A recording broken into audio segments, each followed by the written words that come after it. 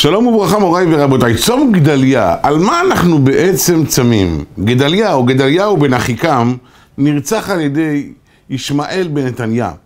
הוא הרג אותו למרות שמראש הזהירו אותו שהוא בא על דעת להרוג אותו, בגלל שהוא אמר שהוא לא מוכן לקבל לשון הרע. הוא נפטר כביכול ברוב צדקות, ומכאן לימדונו חז"ל כבדהו וחשדהו.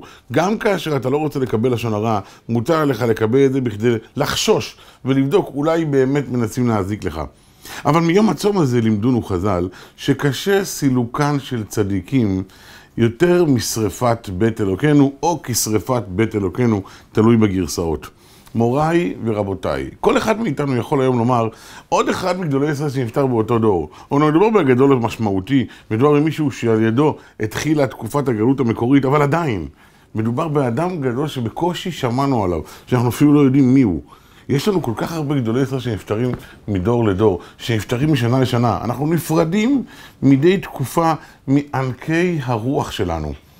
כל דבר כזה היה מצריך מאיתנו באמת ליום של צום ויום של צום שנתי ביום הזה.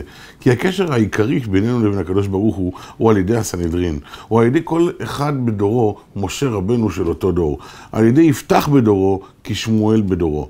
ביום הזה כולנו מתייחדים יחד עם זכרו של גדליה בן אחיקם, אבל זוכרים במקביל שהסיבה היא לא בגלל הייחוס שלו, לא בגלל המשפחה שלו, אלא בעיקר בגלל הגדלות שלו בתורה. כי ככל שאתה קרוב יותר לאדם גדול, אתה יודע את הדרך אשר תלך בה ואת המעשה אשר תעשה.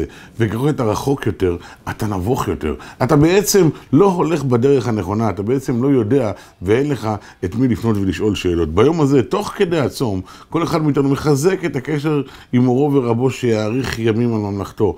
זוכים יחד להיות נאמנים יותר לדעת תורה, ויחד לממש ולקיים את הסיבה שבגללה כולנו ביחד צמים ביום הזה. בהצלחה רבה לכולנו וברוכים.